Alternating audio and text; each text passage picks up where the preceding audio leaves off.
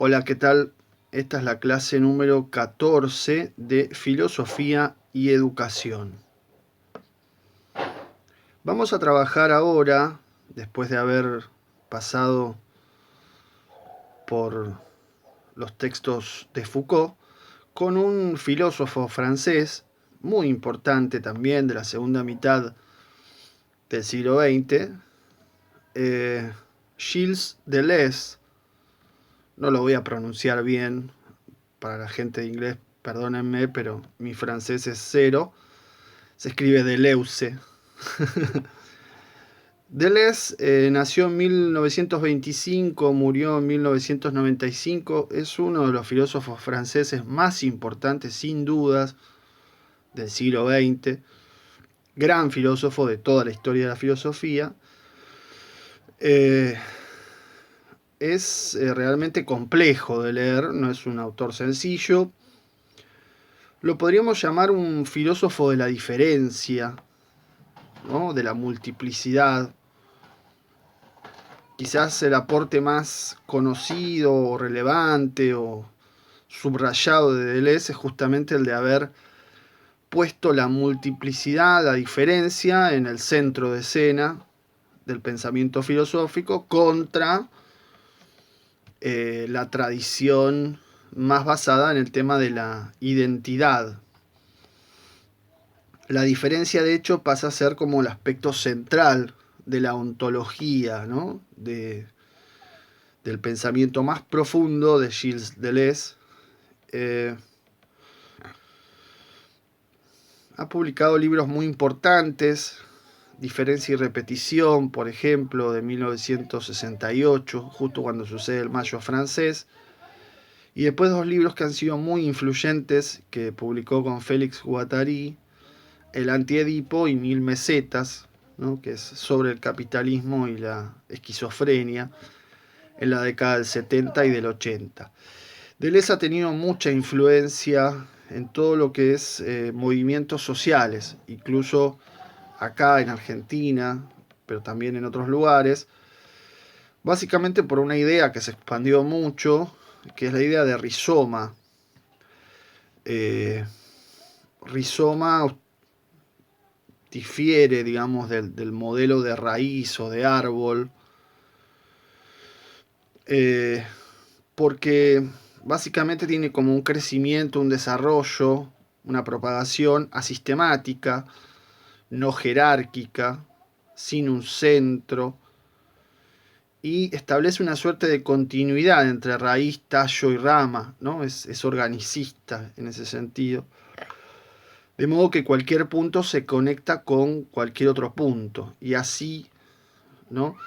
Hay una multiplicidad que siempre está abierta a, a nuevas multiplicidades y no una unidad última fundadora, digamos así. Contra, por ejemplo, la idea de las instituciones que venimos trabajando en este eje, que homogeneizan, ordenan, clasifican, jerarquizan, normalizan, habíamos visto con Foucault. En este caso hay una mirada que va por la multiplicidad, por el hormigueo, por la pequeñez, por la microfísica del poder, y que tiende a organizaciones bien de abajo. Por eso es un pensador tan interesante y tan influyente en ese punto. El primer texto que vamos a ver se titula justamente Curso sobre Foucault. Son las clases de los seminarios de Deleuze, traducidas directamente desde el audio. Estas clases fueron en 1986 y dieron lugar a 3 tomos de este curso sobre Foucault. Fueron traducidas y publicadas en 2014. Y básicamente vamos a tomar del tomo 2 una parte donde Deleuze, hablando de Foucault, presenta una tesis también de las más conocidas de este pensador, que es el avance de las sociedades de encierro que pregonaba Foucault en Vigilar y Castigar a las sociedades de control que están en Foucault, pero que va a desarrollar como un pensamiento Foucaultiano, pero como que se autonomiza el propio Deleuze. Es decir, estas clases nos sirven mucho para entender el próximo texto, la postdata o postscriptum sobre las sociedades de control, que veremos la clase siguiente,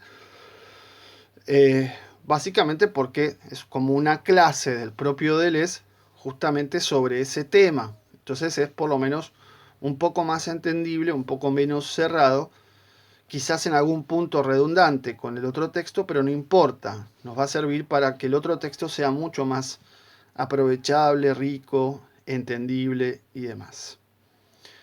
Bien, entonces, esta es la presentación sobre este texto que tenemos, el primero de Deleuze, el curso sobre Foucault, tomo 2. Decía 1986, son estas clases. De ahí vamos a tomar la clase número 10 del 8 de abril de 1986, un pasaje de esa clase, unas páginas de esa clase. Bien, de modo que tengamos en cuenta que es una selección, ¿no? Es solo un pasaje, no es la clase entera, sino una parte de esa clase. Esa clase número 10 se titula Fuerzas y formaciones jurídicas, soberanía, disciplina y control. Bien, ¿cuál es el tema que viene tratando Deleuze y con el cual nosotros entramos en el texto? Bueno, según Deleuze hay en Foucault 3 tipos de sociedad. Está la sociedad de soberanía, la sociedad de disciplina o disciplinaria o de encierro, y estas dos las tematiza claramente en Vigilar y Castigar, el texto que veníamos viendo. Y la tercera es la sociedad de control, que está en Foucault, pero que la va a desarrollar más Deleuze. Bien, estos 3 tipos de sociedades tienen características distintas. De alguna manera, Vigilar y Castigar expresa el pasaje, sobre todo en los siglos XVIII y más aún XIX, de la primera a la segunda, es decir, de la sociedad de soberanía a la sociedad disciplinaria o de encierro. Eso, según Deleuze, está vigente hasta la hasta la Segunda Guerra Mundial, y a partir de ahí se vienen las sociedades de control. Entonces, ¿en qué consiste la sociedad de soberanía? Bueno, es una sociedad basada obviamente en una figura, el soberano, sobre todo el rey, ¿no? Que hace, que extrae del hombre todas las actividades, ¿no? Es decir, extrae, exprime incluso, ¿no? Podríamos pensar, cobrando impuestos y demás. Pero que además decide sobre la vida y la muerte de las personas, ¿no? Es decir, ejecuta en primera persona el derecho, aplica en primera persona el derecho. Y esto, Deleuze dice, bueno, la forma es la forma Dios, ¿no? Donde Dios es el soberano y el soberano es lo mismo que Dios, o sea, el rey es Dios en la tierra, como el Papa. Por lo tanto, su saber y sus medidas, su aplicación es justa, es necesariamente justa e infalible. En segundo lugar tenemos las sociedades de disciplina. Estas sociedades de disciplina imponen tareas a ciertos conjuntos, a multiplicidades de seres humanos, pero conjuntos o multiplicidades que son poco numerosas. Y bueno, los ejemplos son las prisiones, las escuelas, los cuarteles, las fábricas, etc. Es decir, toma un número finito, digamos así, pequeño, además, y le impone una tarea. Es decir, no extrae, dice Deleuze, compone fuerzas. Recuerden esto que decíamos, ¿no? La disciplina instrumentaliza al sujeto sobre el cual se aplica. Obviamente para sacarle más provecho. Y entonces la forma es decir, la forma organizacional, digamos así, de las sociedades disciplinas es el hombre o la relación del hombre con el hombre. Y en tercer lugar, entonces, la sociedad de control, que en Foucault se equipara con la biopolítica, ¿sí? O sea, la administración de la vida, ¿sí? Las multiplicidades ya no son cerradas como en la sociedad de disciplina, sino que son abiertas, son cualesquiera, con límites difusos o que no se pueden asignar, ¿no? Entonces pensamos la sociedad de control como un desencierro, donde el poder se ejerce como una suerte de cálculo de probabilidades, ¿no? Es decir, el cálculo de probabilidades es lo que va a permitir de alguna manera predecir el actuar de cada una de esas multiplicidades, de esos sujetos sujetados y ordenados en este caso por la biopolítica. Esta biopolítica, dice Deleuze, se aplica a las poblaciones y se entiende básicamente, como decíamos, como administración de la vida, y la vida en un sentido amplio, no solo la vida humana. Y entonces las poblaciones, dice Deleuze, incluyen no solo a los seres humanos, a los hombres, sino también, por ejemplo, viñedos, cereales, vacas y todo lo demás. Entonces la pregunta acá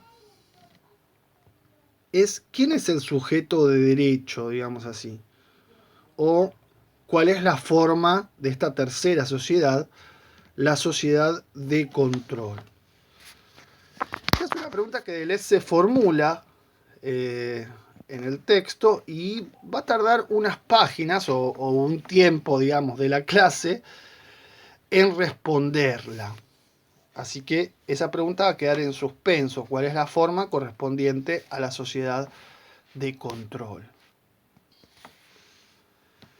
En este punto quisiera retomar un par de cosas que habíamos visto con Foucault en Vigilar y Castigar, antes de avanzar o de volver al texto de Deleuze.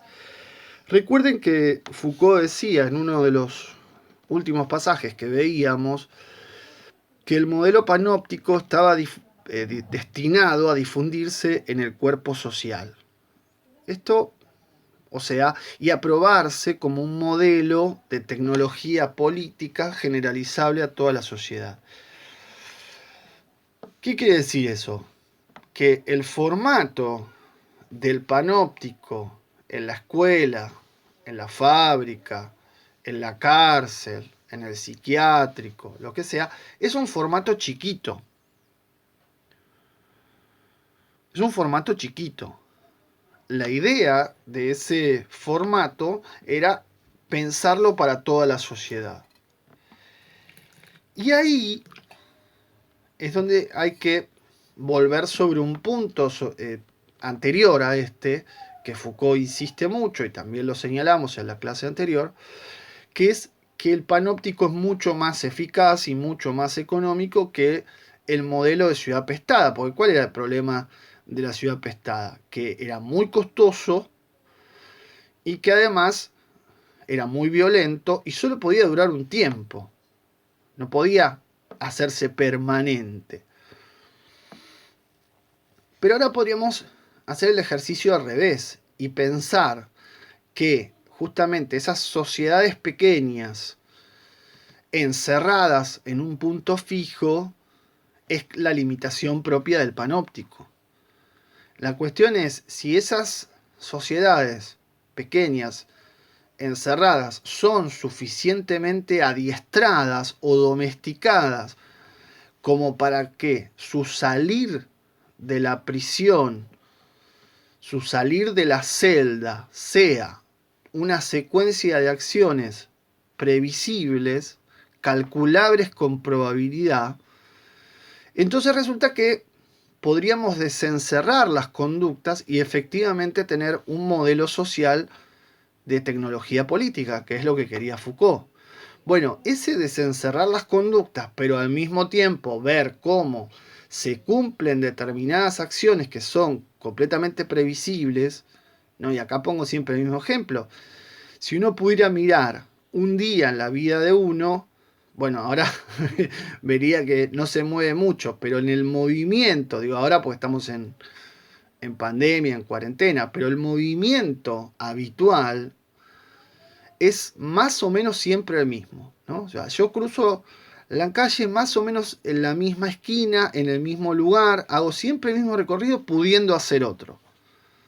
O sea, soy un bicho de costumbre que se puede predecir. Uno puede saber a dónde, más o menos dónde va a ir cada persona y qué va a hacer. Si eso es así, entonces se puede establecer una suerte de control que es mucho más sutil, que es mucho más invisible, que es mucho más eficaz y que es mucho más económico que las sociedades de encierro. Me parece que la lectura que está haciendo Deleuze de Foucault va justamente en esos puntos que estamos señalando. Pero ahora volvamos al texto. Para Deleuze, entonces, la sociedad disciplinaria o de encierro es un modelo que está en crisis y que por más que se lo reclame y se lo endurezca, en realidad está como en una larga agonía que va a terminar, porque es un modelo inútil y costoso frente a este mucho más sutil, mucho más volátil, mucho más, ¿no? En el sentido de difuso, no se puede captar. Las sociedades de control son muy invisibles, pero al mismo tiempo son muy adaptables, o son, como dice Deleuze, zonas de frecuencia, ¿no? Es decir, son modulaciones, vamos a ver en el otro texto, que van marcando el ritmo, van captando el ritmo y se van adaptando a ese ritmo de las personas. Es decir, las personas pueden cambiar, pueden actuar de manera diferente, solo que eso diferente es probable, digamos, de ser o es predecible, ¿no? Es decir, es calculable, se puede deducir de una serie de conductas anteriores. Entonces, con estas zonas de frecuencia que es propio de las sociedades de control, tenemos el cálculo de probabilidades que decíamos y se puede saber de esta manera dónde estará cada persona, qué hará cada persona y se puede prever o predecir, ¿no? De modo que si se puede prever qué hará, incluso qué cambios tendrá en su vida, ¿no? Qué gustos irá cambiando a lo largo de su vida, bueno, entonces se vuelve completamente innecesario o estúpido el encierro. Claro, este es el punto, ¿no? Y esto es lo que hace más sutil el control, más difícil de captar. Las sociedades disciplinarias están en crisis, dice Deleuze claramente, está acabado el poder disciplinario y si bien dice, va a seguir habiendo prisiones, se va a endurecer, va a haber gente que pida penas más duras, pero todo eso son signos de decadencia de un régimen que está caducando. Y claro, porque el problema es que va a haber cada vez más gente para meter en prisión y va a llegar a un punto en donde ya va a ser una locura, ¿no? Esta cosa de la prisión, más prisión que sociedad, digamos, ¿no? Es absurdo. Todas las instituciones de encierro explotan, ¿no? No tienen más sentido, todas, ¿no? Incluso el manicomio, la escuela, de la cual siempre hablamos que está en crisis. Y entonces lo que va a haber es una reconfiguración donde se vuelve, por ejemplo, al trabajo domiciliario, parcelario, ¿no? Es decir, cada uno ocupado en un lugar y conectado de otra manera. Donde, claro, Estas instituciones de encierro no son adaptables, dice Deleuze. Por eso explotan, por eso están en crisis. Porque el encierro no tiene sentido, además. Las prisiones, por ejemplo, no sirven, ¿no? Ya lo veíamos con Foucault. Nadie las quiere, ¿no? Nadie quiere la reinserción. La prisión no quiere la reinserción. Veíamos con el primer texto de Foucault, sino la especialización del delincuente, que además es funcional al sistema, ¿no? Nadie quiere la instalación de una clínica, ¿no? Son instituciones que generan rechazo, podríamos pensar hasta terror. Eh, Recuerdo una serie muy buena, American Horror Story, eh, la temporada 2 o 3, ahora claro, recuerdo, es una gran mentira. Asylum, qué bueno, qué bueno para ver estos textos, esa serie. Eh, Es decir, las instituciones de encierro son terribles, son una cosa. No, bueno, lo veíamos, decíamos, no, nada de reinserción, readaptación, nada de humanización. Por más que duren, por más que se las endurezca, eso lo que termina probando para Deleuze es que ya están terminales. No sirven para nada. En cambio, la sociedad de control sí sirve. ¿Sí? Sí sirve porque permite movimientos libres, permite espacios de libertad, entre comillas, donde cada uno, entre comillas, hace lo que quiere, pero sin saber que hace lo que quiere, está haciendo lo que el poder quiere, para volver a las preguntas iniciales de este eje, ¿no? Porque claro, es una sociedad abierta, es probabilística, es calculable. Y acá Deleuze arriesga, claro, 1986, las tarjetas, ¿no? Las tarjetas magnéticas para poder estar o no en un lugar, ¿sí? Tarjetas VIP. Había una propaganda de una tarjeta de crédito que señalaba eso, ¿no? Que pertenecer tiene su estatus, su privilegio. Hay que lograr pertenecer a esa tarjeta. Bien, el problema entonces, dice Deleuze, no son los que quieren reforzar las sociedades disciplinarias, los que quieren endurecer las penas, más cárcel, sino los que quieren rechazarla, pero para instaurar una sociedad de control. Y por ejemplo, dice, la lucha no está entre los abolicionistas de la pena de muerte, los que dicen basta de pena de muerte, o entre los que dicen la escuela acabada. La escuela está acabada, ¿no? Entre ellos no. El problema es qué quieren hacer después. Están los que están diciendo eso, sí, basta, no apliquemos más pena de muerte, ¿qué hacemos? Basta de escuela, institución de escuela, ¿qué hacemos? En ese qué hacemos, en ese desenlace que no se sabe bien qué va a pasar, ahí es donde pueden aparecer, según Deleuze, cosas mucho más complicadas que la misma sociedad disciplinaria, o mucho más efectivas en el ejercicio de la dominación, que es el punto, ¿no? La sociedad de control son más económicas, o se presenta como un dispositivo cuyo dominio sobre el objeto que se aplica, ¿no? Es decir, la conducta de los seres humanos, es más económico y es más eficaz que las sociedades de encierro. Entonces, ahí hay que prestar atención, porque la crítica a lo tradicional y la alabanza a lo nuevo puede aparecer algo que es mucho más terrible para la dominación, para el ejercicio del poder, para su eficacia y su acrecentamiento, algo que es mucho más terrible, mucho más eficaz, mucho más peligroso que lo que se estaba rechazando. Bien, en este punto Deleuze podemos decir que hace un paréntesis con algunos temas, pero básicamente toma la idea de Paul Virilio, un filósofo del cual también toma el tema de las sociedades de control. Virilio lo que dice es que Foucault es un filósofo del encierro.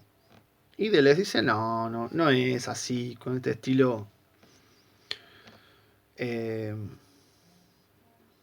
conciliador, pero duro al mismo tiempo, ¿no? No es así, dice Deleuze. Vigilar y castigar concluye, ¿no? El libro que nosotros veníamos estudiando la clase pasada, concluye con que el castigo no necesita la prisión. O sea, Foucault está pensando más allá del encierro. De hecho, la lectura que nosotros hicimos del panóptico va en ese sentido, claramente. Pero bueno, Virilio critica a Foucault como filósofo del encierro y propone otra pareja conceptual que es el de vialidad-control. La idea es que, claro, lo policial se ve en la calle, ¿no? En la calle donde están los controles justamente, y es donde más aparece la policía. Y quién puede circular y quién no, también es el punto de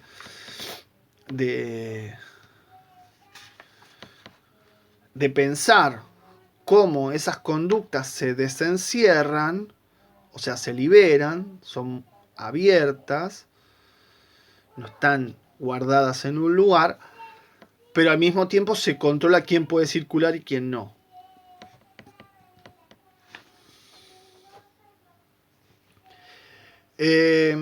Acá, entre las páginas 370 y 372, Deleuze hace una serie de disquisiciones, ¿no? Y dice, por ejemplo, también el hospital, otra institución de encierro típicamente disciplinaria, está en crisis, ¿no? Es sin ni hablar. Bien, creo que no merece ningún comentario. Hace tiempo que el hospital está en crisis, ¿no? Es una institución terrible, serial, ¿no? Una vez es cuando escucha que la educación es una institución serial, si pensamos, por ejemplo, no sé, en el psiquiátrico, o en el hospital, o en el asilo de ancianos, que nosotros llamamos asilo, bueno. En fin, tenemos también un caso raro, dice Deleuze, de unas páginas maravillosas de Foucault donde analiza el hospital marítimo, que bueno, este ya no sería un caso de encierro, este hospital. También traza una distinción entre encierro y exilio, una distinción extraña. Básicamente, claro, el encierro plantea un lugar con una afuera, ¿no? Es decir, la idea, ¿cuál es? Es encerrar para reencauzar, para, digamos, normalizar una persona de modo tal que se pueda incorporar a la sociedad sin vulnerar determinadas reglas básicas de esa sociedad. Pero no es lo mismo el encierro que el exilio. El exilio es echar a alguien, erradicarlo, ¿no? Sacarlo definitivamente en un afuera absoluto, digamos así, que no tiene retorno. El encierro tiene, digamos, conceptualmente o teóricamente, la idea de una suerte de retorno o de reinserción social. Y por último, también en estas disquisiciones, retoma finalmente Deleuze, vuelve sobre Virilio y reafirma lo que veníamos diciendo, ¿no? Que Foucault no es un filósofo del encierro, sino más bien es un filósofo que está pensando más allá del encierro y que justamente habla del fin del encierro y que en última instancia, dice Deleuze, está pensando en una sociedad abierta o una sociedad de control. Y acá vuelve sobre la pregunta que había dejado pendiente respecto de las formas, ¿no? Estas estas formas organizacionales de los tres tipos de sociedad, ¿no? Recordemos que las sociedades de soberanía se basan en la forma Dios, las sociedades disciplinarias en la forma hombre o relación del hombre con el hombre, y las sociedades de control, ¿cuál es su forma? ¿Cuál es su sujeto de derecho? Era la pregunta que había dejado pendiente de leer unas páginas antes. Bueno, esa forma, ese sujeto de derecho, es lo viviente, ¿no? O lo viviente en el hombre, acorde con esta idea que habíamos señalado también de biopolítica, administración de la vida. Y para Deleuze, esto se ve, esto lo viviente en el hombre, se ve en el pasaje del derecho civil, que es propio de la sociedad disciplinaria, al derecho social, que es propio de la sociedad de control. Bien. Para presentarlo de una manera sencilla y sabiendo que por ahí hacemos agua, pero no importa, es para entender un poco.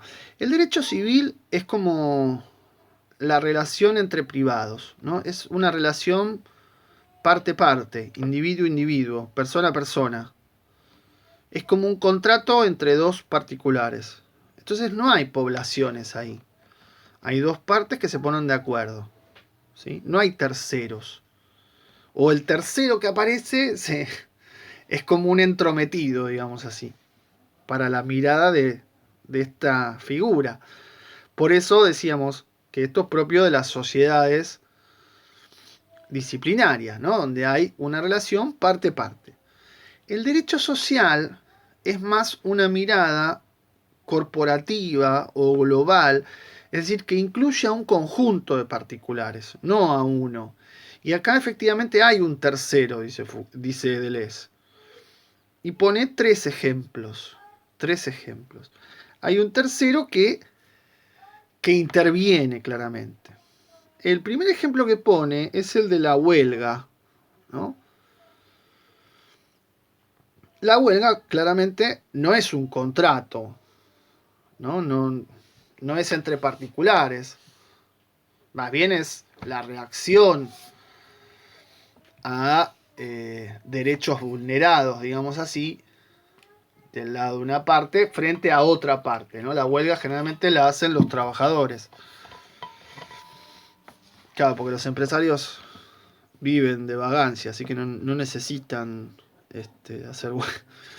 Además, ¿cómo se harían una huelga ellos mismos, no? La huelga entonces va contra terceros, o sea, afecta a, no sé, usuarios, consumidores de los productos que se están haciendo. Si un grupo de trabajadores hace una huelga, corta una calle, bueno, los que quieran pasar por esa calle se ven afectados. O dejan, no sé, de producir tal cosa, los que quieran comprar esa tal cosa se van a ver afectados. Entonces, ahí claramente afecta a un tercero. El otro ejemplo es el diputado. Dice Deleuze, un diputado no representa solo a sus votantes, ¿no? Supuestamente el diputado lo que dice es, a mí me eligieron y yo tengo que defender los intereses de mis votantes. Pero eso es una manera de decirlo y no se condice con la realidad. O sea, el diputado es un político y lo que busca son más votos, digamos, para acumular más poder. Y lo que representa son determinadas posiciones. Entonces, de alguna manera, también a los que no votaron o a los que no votan pueden ser representados, porque entonces no habría ningún político, por ejemplo, no sé, reivindicando los derechos del niño o de las niñas. Entonces ahí claramente aparecen terceros, no es un contrato entre particulares. El tercer ejemplo, quizás el más claro, es el de la seguridad social, ¿no? la seguridad social, que son las obras sociales, diríamos nosotros acá, la cobertura social de salud, por ejemplo, y de otras atenciones que se necesitan. Claro, el, antes de los derechos sociales, y estos derechos sociales son muy fuertes después de la Segunda Guerra Mundial, efectivamente, o sea, con el estado de bienestar. Cada particular le paga directamente al médico, o al oftalmólogo, o al dentista, no sé, a lo que sea. Pero paga directamente, de manera particular, sin ninguna cobertura social. Entonces ahí sí, es una relación entre particulares, como decíamos, del derecho civil. En cambio ahora aparece la obra social y aparece de distintas maneras, algunas cubriendo, otras con un bono, otras con un sistema de copago, otras con un sistema de reembolso, ¿no? Donde vos pagás y después te lo devuelven. Creo que está pensando en eso, en este caso de Les, en una suerte de sistema de reembolso a través de bonos. Bueno, hay distintas formas, pero de alguna manera hay una cobertura social, ¿no? Que se da a partir del aporte. Todo esto para el trabajo en blanco, ¿no? El trabajo en negro, claro, es otro cantar. Pero entonces, el enfermo ya no es una persona, es un viviente. Esto es terrible leerlo así, pero bueno. El enfermo no es una persona, es un viviente. Entonces lo que importa es lo viviente en esa persona.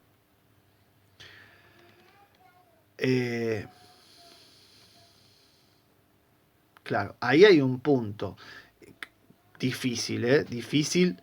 Uno podría ver, si Foucault escribiera la historia de la medicina del siglo XX, ¿no? De la clínica del siglo XX. Hay un montón de cosas que se me ocurren en este punto, pero digamos, conceptualmente, para no disgregar demasiado, conceptualmente, algo que va a decir después Deleuze, no somos más individuos, somos dividuos, ¿no? La palabra individuo significa indivisible. Bueno, sí, somos divisibles. Se puede, y de hecho la mirada médica lo hace, salvar el brazo aunque se pierda la persona. El médico mira la parte, mira aquello que tiene que sanar, el brazo, no sé, la sangre, lo que sea.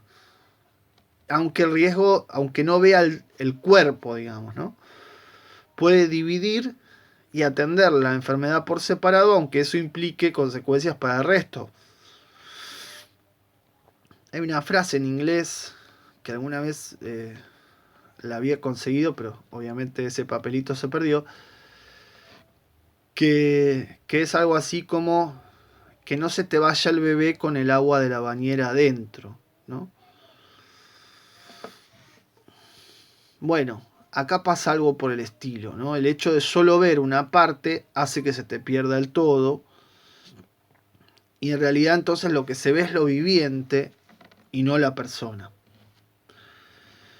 El siguiente ejemplo es muy fuerte, claro, es el ejemplo del aborto. Un tema que empieza a tomar fuerza en esta época cuando Deleuze está dando este curso, pero que hoy podríamos decir es uno de los temas más debatidos, más intensos de nuestra actualidad. ¿Qué pasa? Los antiaborto, dice Deleuze, no dicen que el feto es una persona. Claro, no lo pueden decir porque sería... Algunos pueden decirlo, ¿eh? No se les cae la vergüenza. Pero claro, quieren decirlo... pero más seriamente lo que hacen es decir, bueno, es un ser viviente. No es una persona, es algo que está en formación, pero es un ser viviente, es algo que va a ser, ¿no? Casi como un destino manifiesto, prefijado. Y entonces, claro, de esa manera invocan un ser viviente incluso contra el derecho a la vida de las propias embarazadas. Pero es curioso, dice él, también, ¿no? Por eso de ahí el derecho a las dos, ¿no? Las dos vidas, salvemos las dos vidas. Pero que en realidad es... Bueno, no vamos a entrar en ese tema. También las posiciones abortistas invocan el derecho a la vida, pero en este caso de la embarazada, justamente lo contrario. Pero las dos ven lo viviente y separan lo viviente de alguna manera de todo lo demás. Esto es la biopolítica, dice Deleuze. Es el derecho que se propone justamente la administración de la vida.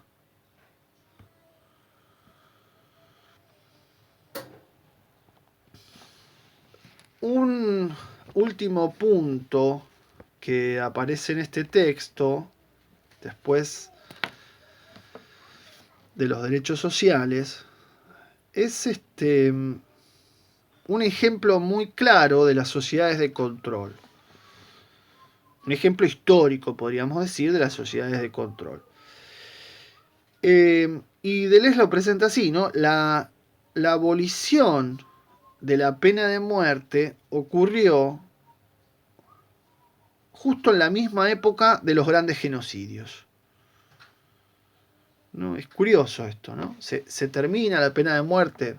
No se termina, hay lugares en el mundo que se sigue aplicando hoy en día. Podemos decir,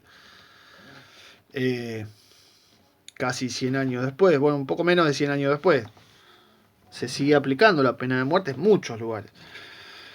Pero, digamos, dentro del mundo occidental, más civilizado, más racional o más avanzado, etcétera, etcétera. Digo, me río de esto porque son todas palabras cuestionables las que acabo de usar. El derecho en general ha evitado completamente la pena de muerte. Y es curioso que, claro, se evita la pena de muerte, pero al mismo tiempo que se encierra, ¿no? Los grandes genocidios, ¿qué son? Es el encierro y el exterminio de la población por motivos raciales, étnicos, religiosos, de inclinación X. Entonces es gracioso, ¿no? No más pena de muerte, pero sí te matamos por ser judío, o te matamos por ser negro, o te matamos por ser homosexual. Y en cantidades, ¿no? El gran problema del siglo XX son esos, son los asesinatos en masa de cantidades de personas. Claro, dice Deleuze, la sociedad de control no es compatible con la pena de muerte, ¿no? Justamente está pensando la liberación, no el encierro, no la pena definitiva, sino la apertura y una suerte, digamos, de control mucho más sutil, mucho más imperceptible que la sociedad disciplinaria. Pero la sociedad de control, aunque entonces no surge con la pena de muerte, sí surge con el fascismo. El fascismo, primero el italiano, ¿no? El fascismo original es el de Mussolini en Italia, pero claro, después el nazismo es otra forma más extrema, más exterminadora, pero también es una forma de fascismo. Y después tenemos el fascismo en distintos lugares del mundo, por ejemplo en España mismo también, ¿no? El fascismo entonces surge como biopolítica de la población, ¿no? Es decir, es una administración de la vida, entendiendo lo viviente como decíamos recién, como población. Es una biopolítica racial, ¿no? Se da en un espacio abierto y vital y se establece un enemigo a combatir, a exterminar, como agente biológico peligroso, infeccioso, ¿no? Como un virus que hay que erradicar. Y entonces el genocidio, es decir, la matanza de ese sector infectado, se justifica para que la propia población se cure, ¿no? Sobreviva a este virus Y entonces de alguna manera el genocidio es lo mismo que la ciudad apestada, ¿no? Es una medida de salud pública, por decirlo así, ¿no? Una acción, una instancia para justificar el preservar la vida de los sanos. Todo esto que estoy diciendo, verán, me cuesta decirlo porque es terrible, ¿no? Pero bueno. El fascismo fue eso. Fue una administración de la vida eliminando los focos infecciosos. Nosotros tuvimos también experiencias fascistas acá en Argentina, aunque no se le llame fascismo. La última dictadura militar, 1976-1983, planteaba justamente la eliminación de cierto sector cancerígeno, peligroso, ¿no? La eliminación, la aniquilación, subversivo, que también, ¿no? Que era judío, marxista, comunista, negro y homosexual. Todo junto, todo lo malo, ¿no? Puesto en una misma bolsa, aunque entre sí no se entiende muy bien cómo lo hacen, pero claro, es eso, la configuración de un enemigo imaginario para como adjudicándole todos los males. Y la salvación a partir de ese exterminio. Bien, entonces, la sociedad de control no es ni mejor ni peor, ¿no? Dice Deleuze. No es ni mejor ni peor que la sociedad disciplinaria. Es distinta. Es algo distinto. Y es algo distinto, ¿no? Al modo de algo que se nos escapa, ¿no? Es lo que tenemos que tratar de ver. Porque si podemos captar esto que es distinto y que se nos escapa, vamos a poder plantear nuevas luchas frente a la sociedad de control. Y es algo que obviamente está vigente hoy. Dice Deleuze en 1986, repensémoslo hoy 2020. El fascismo prefigura la sociedad de control, ¿no? Prefigura, la está viendo. Gente ordenada que hace lo que tiene que hacer. Lo que el cálculo de probabilidades determina qué es lo que tiene que hacer. Y entonces, ya en el fascismo hay un pasaje de la sociedad disciplinaria a la sociedad de control. ¿A través de qué? De los medios de comunicación. Los medios de comunicación van a ser protagonistas de esta sociedad de control. En el caso de Mussolini, la radio. La radio, claro, es un medio, hoy no sé, ¿no? Pero en ese momento fascinante, súper popular, cautivante, ¿no? Y en el caso de Hitler, la TV, la televisión y la imagen, sobre todo, de la exaltación a través de la imagen. Es decir, la propaganda. Bien, entonces estos dos grandes líderes fascistas y de masas están justamente prefigurando, preanunciando las sociedades de control. Bueno, hasta acá entonces el texto de Deleuze. Uy, claro, nos hemos extendido. Seguimos la próxima con la postdata o postscriptum sobre las sociedades de control.